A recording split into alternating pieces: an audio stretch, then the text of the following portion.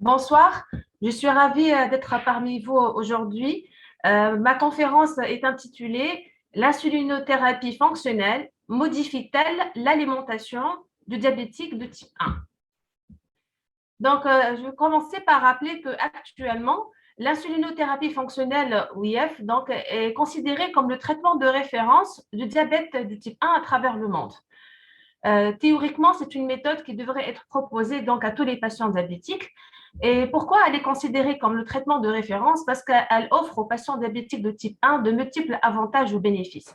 C'est-à-dire quoi ces bénéfices? Eh bien, il a été prouvé dans toutes les données de la littérature que les patients diabétiques ont une amélioration de leur qualité de vie grâce à cette IF. Comment ça? Premièrement, on observe au cours de l'IF qu'il y a une amélioration durable de l'équilibre glycémique avec une baisse de l'hémoglobine glyquée. Deuxièmement, il y a une diminution significative de la fréquence des hypoglycémies et notamment des hypoglycémies sévères. Troisièmement, il y a une réduction de la dose d'insuline basale. En effet, on a remarqué au sein de notre service, et ça a été également démontré dans les données de la littérature, que quand on initie l'épreuve de jeûne glycédique à nos patients diabétiques, et je rappelle que l'épreuve de jeûne glycédique, c'est la toute première étape de l'IF, et bien beaucoup de ces patients diabétiques étaient surdosés en insuline basale. Et quatrièmement, c'est la possibilité de jeûner le mois de Ramadan qui était longtemps proscrit. Donc, nous savons tous que le diabète de type 1 constitue normalement une contre-indication au jeûne du Ramadan. Mais grâce à l'insulinothérapie fonctionnelle, il y a des patients diabétiques type 1 qui ont pu jeûner tout le mois de Ramadan et sans incident majeur. C'est ce qu'également on a retrouvé chez quelques-uns de nos patients diabétiques type 1 au sein de notre service à l'Institut de nutrition. Et enfin, le dernier avantage ou bénéfice de cette IF, c'est qu'elle a permis aux patients diabétiques une certaine liberté alimentaire qui n'était pas présente avant l'IF. Et cette liberté alimentaire ou cette souplesse alimentaire, ce patient diabétique, il bénéficie de cette liberté alimentaire tout en évitant l'hyperglycémie en post-prandial. Donc, est-ce que l'IF n'a que des vertus? Nous venons de voir les bénéfices multiples de l'IF chez le patient diabétique de type 1. Ben non, elle n'a pas que des vertus, en fait. Elle entraîne ce que je dirais, entre guillemets, des effets indésirables. Heureusement qu'ils ne sont pas systématiques, mais ils peuvent être présents. Et le principal effet indésirable de cette IF, c'est la crainte que cette nouvelle liberté accordée aux patients ne s'accompagne d'une orgie alimentaire, c'est-à-dire d'une certaine anarchie alimentaire qui peut s'entraîner avec une prise de poids et même une augmentation de l'hémoglobine glyquée. C'est-à-dire ce qu'on craint suite à l'IF, c'est que le patient va à la dérive alimentaire. Donc, c'est un des effets indésirables de cette insulinothérapie fonctionnelle. Donc, c'est pour ça que dans cette conférence, on va répondre à cette question. L'IF modifie-t-elle l'alimentation du diabétique de type 1? Et pour répondre à cette question, on va voir que l'IF peut avoir un triple impact sur le volet alimentaire. Le premier impact, c'est sur le rythme alimentaire. Deuxièmement, c'est sur les apports caloriques. Et troisième et dernièrement, c'est l'impact de l'IF sur le poids. Donc, on va voir un par un. Et pour répondre à ces trois questions, je me suis référée à ce travail qui a été élaboré dans le cadre de l'obtention de diplôme de doctorat en médecine à la faculté de médecine de Tunis. Il s'agit bien évidemment d'un travail qui a été réalisé au sein de notre service à l'Institut de nutrition. Donc, la population d'études était constituée de 30 patients diabétiques de type 1 qui avaient bénéficié de l'IF au service A. Ces patients diabétiques étaient âgés de 10 ans et plus et ils étaient diabétiques de type 1 pendant au moins un an. Donc, pour répondre à la première question, c'est-à-dire quel est l'impact de l'IF sur le rythme alimentaire de nos patients? C'est-à-dire quoi ici le rythme alimentaire? C'est-à-dire on va étudier les repas principaux et les collations. Est-ce que ça a changé après l'IF? Et bien, ce qu'on a remarqué, c'est qu'on n'a pas noté, nous n'avons pas noté de variation quant aux trois principaux repas. Donc, c'est-à-dire concernant le petit déjeuner, le déjeuner et le dîner, on n'a pas remarqué qu'il y avait une variation significative dans le comportement alimentaire concernant les trois repas principaux. En revanche, nous avons constaté que 47% des patients avaient supprimé le collation, c'est-à-dire près de la moitié de nos patients avaient réduit leur nombre de collations. Et bien, comment on va expliquer ceci? Donc, la première raison, c'est qu'on a retrouvé dans notre étude, mais également dans la littérature, qu'il y avait des collations, entre guillemets, obligatoires à 10 heures, à 16 heures et à 22 heures, et elles n'ont plus lieu d'être après l'IF. C'est-à-dire quoi, en fait? Eh bien, les patients, ils avaient peur des hypoglycémies, et ils prenaient des collations entre les repas, c'est-à-dire à 10h, à 16h et à 22h, comme on vient de le voir. Mais une fois qu'ils ont été éduqués, qu'ils ont reçu l'éducation thérapeutique et qu'ils ont bénéficié de l'IF, on a pu observer ces collations obligatoires. Et bien, la question se pose, pourquoi ces patients prenaient des collations obligatoire entre guillemets? Et bien parce que la principale raison, c'est qu'ils étaient surdosés en insuline basale. Et je reviens à ce que j'ai dit au tout début, c'est que lors de l'épreuve de jeûne glucidique, nous avons retrouvé beaucoup de patients qui étaient surdosés en basale. Et donc, grâce à l'épreuve de jeûne glucidique, on a pu ajuster cette dose de l'insuline basale et donc on a évité donc ces collations répétitives parce que le patient, à force d'être surdosé en basale, il faisait des hypoglycémies et de peur des hypoglycémies, il prenait des collations abusives obligatoires, donc, entre guillemets, pour éviter ces incidents qui sont stressants et qui peuvent être graves. Et donc, autre chose, c'est que donc, une fois qu'on a fait l'épreuve de jeûne glucidique, le patient, il a éduqué, donc il a reçu un message clé, c'est que si les besoins en insuline de base sont correctement évalués, la glycémie du réveil correspond à la glycémie du coucher. Donc, pourquoi j'ai parlé de la glycémie du coucher, de la glycémie du réveil? Parce qu'on a remarqué que la collation la plus fréquemment retrouvée, c'est-à-dire la collation qui était la plus prise par nos patients diabétiques, c'était celle du soir. Parce que nos patients, ils craignaient les hypoglycémies du soir parce qu'ils étaient surdosés. Donc, je reviens au surdosage de basal. Et donc, ils prenaient des collations le soir pour éviter ces hypoglycémies. Mais une fois qu'on a ajusté la basale, l'insuline basale grâce à l'épreuve de jeûne glucidique, nos patients n'avaient plus raison de prendre des collations abusives le soir avant de dormir.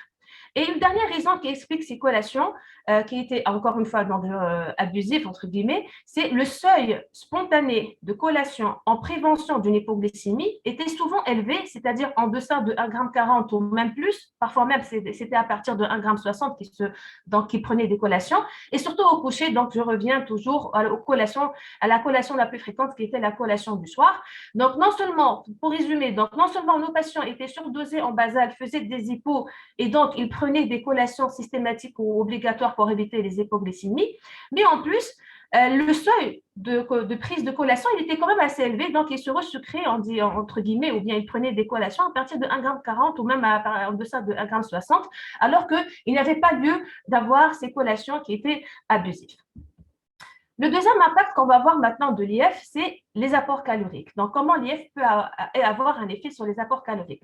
On revient toujours à notre travail. Donc, les patients diabétiques qui ont bénéficié de l'IF, on a remarqué qu'ils ont réduit significativement leurs apports caloriques. Et c'est avec une P significative, vous voyez, à 0,040. Et cette réduction significative concernait en particulier les glucides totaux et les glucides simples en particulier, surtout le saccharose. Donc, vous voyez qu'il y a un certain paradoxe. D'une part, nos patients qui ont bénéficié de l'IF, ils ont une plus grande liberté alimentaire. Mais d'autre part, ils ont réduit leurs apports énergétiques, en particulier en glucides. Comment on va expliquer ceci? Eh bien, la principale raison, c'est que grâce à l'IF, on a observé une réduction de la fréquence des hypoglycémies et surtout de leur forme sévère. Je répète, qu'on a vu tout à l'heure, c'est l'un des principaux bénéfices de l'IF. Et donc, grâce à la réduction de ces hypoglycémies, nos patients n'avaient plus donc, besoin de se resucrer. Donc, plus d'hypoglycémie, plus de resucrage. Donc, c'est ce qui explique la diminution des apports caloriques observés chez nos patients, en particulier en sucre. Autre raison également qui explique cette diminution des apports caloriques, c'est l'éducation thérapeutique qui constitue vraiment un garant de la réussite de l'IF. C'est que nos patients diabétiques ont reçu le message clé qui dit que davantage de souplesse dans la consommation d'aliments ne signifie pas pour eux manger n'importe quoi et n'importe quand.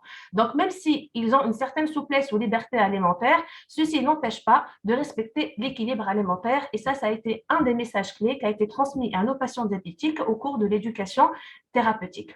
Et enfin, la dernière raison qui fait que les apports caloriques ont été réduits, c'est que les patients diabétiques, avant l'IF, comme la majorité des patients diabétiques type 1 d'ailleurs, étaient malheureusement soumis à des interdits alimentaires. Et ces interdits alimentaires, ils étaient mal vécus par nos patients. Ça pouvait même entraîner des frustrations ou parfois même à des troubles du comportement alimentaire. Mais grâce à l'IF, grâce à la souplesse alimentaire de l'IF, nos patients n'étaient plus frustrés et donc ne présentaient plus ces altérations, on va dire, ces troubles du comportement alimentaire.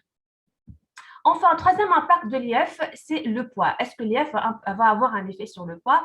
Eh bien oui, c'est ce qu'on a observé dans notre étude. Donc, la majorité de nos patients, c'est-à-dire ici 67%, ont pris du poids. Donc, 67%, vous voyez, c'est la partie qui est ici, donc en marron. Donc, 67%, c'est la majorité de nos patients qui ont pris du poids. Et parmi ces 67%, il y en a 40% qui ont pris dont la prise de poids était supérieure ou égale à 3%. Donc, vous voyez que c'est une prise de poids qui est assez importante. Et en plus, sur le plan statistique, cette prise de poids était significative avec une P qui était à 0,04. Là encore, comment peut-on expliquer que l'IF s'est accompagnée d'une prise de poids, malgré qu'on a vu tout à l'heure qu'il y avait une réduction du nombre de collations et une réduction des apports caloriques. En fait, il y a plusieurs mécanismes à l'origine de cette prise de poids observée suite à une IF. Je vais en retenir deux qui sont les plus importants. Le premier mécanisme, c'est le phénomène de la croissance et de la puberté. Comment ça? En fait, je vais revenir à la description de notre population. Je rappelle que plus de la moitié, c'est-à-dire 53% de nos diabétiques étaient des adolescents. Vous voyez très bien dans cette figure que plus de la moitié de notre population d'études était âgée de moins de 19 ans. Donc, c'était des patients qui étaient en pleine période de croissance et en progression de leur puberté. C'est ce qui explique logiquement donc la prise de poids observée suite à l'IF chez nos patients. Le deuxième mécanisme à l'origine de cette prise pondérale, c'est le meilleur équilibre glycémique. Je rappelle qu'on a dit tout à l'heure que l'IF s'accompagne d'une amélioration de l'équilibre glycémique de nos patients diabétiques. Or, quand on améliore les chiffres glycémiques, on va diminuer, voire même faire disparaître la glycosurie. Or, vous savez que la glycosurie, c'est une sorte d'une perte calorique urinaire. Donc, quand nos patients diabétiques sont équilibrés sur le plan glycémique, on n'a plus cette perte calorique urinaire. Au contraire, cette ration, on va dire, calorique urinaire va être retenue, elle ne va plus être perdue. Et donc, c'est ce qui expliquerait, entre autres, la prise de poids observée chez nos patients. En fait, si on revient dans les résultats des différents travaux concernant l'IF et la prise du poids, on a remarqué que les résultats de la littérature concernant la prise de poids au cours de l'IF, en fait, ils sont controversés. Et là, je me suis inspirée de ce tableau qui résume quelques études sur l'évolution du poids après un an d'insulinothérapie fonctionnelle selon les données de la littérature. Vous voyez en bas du tableau, c'est le résultat d'une étude marocaine.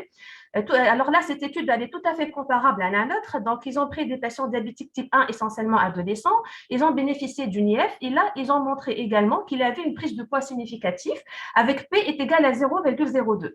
Et là, le mécanisme qui explique la prise de poids, c'est exactement les mêmes que les nôtres, c'est-à-dire la croissance, la puberté et le meilleur équilibre glycémique.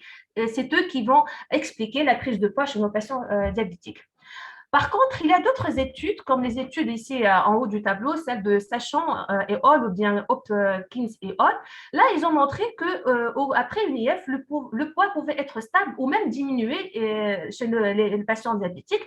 Et bien, en fait, si on revient à la population d'études de ces travaux, on a remarqué que ces patients diabétiques avant l'IF, ils présentaient un nombre très important, une fréquence très importante d'hypoglycémie.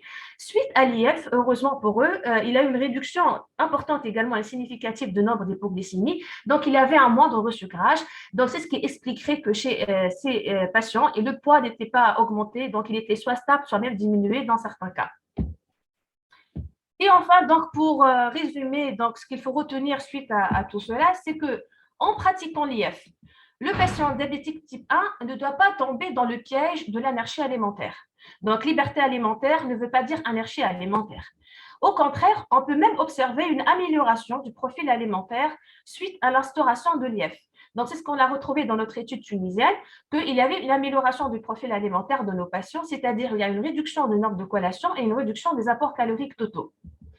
La prise de poids constitue un effet secondaire de la insulinothérapie fonctionnelle qui peut être observé. Donc, qui peut être observé, c'est pour dire que ce n'est pas systématiquement, donc ce n'est pas systématique, elle peut être observée comme elle peut ne pas être observée, mais ça constitue quand même un effet secondaire possible de l'insulinothérapie fonctionnelle. Mais en tout cas, la prise de poids, si elle est observée, elle doit être secondaire au phénomène de croissance chez les enfants et adolescents, bien sûr, et ou à l'obtention d'un meilleur équilibre glycémique, donc comme on l'a vu tout à l'heure, par la diminution de la disparition de la glucosurie. En tout cas, la prise de poids au cours de l'IF, donc surtout pas, elle doit être secondaire à un dérive alimentaire.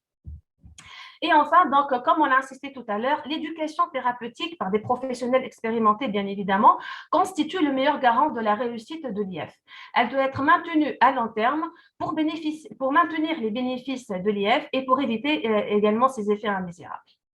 Et merci pour votre attention.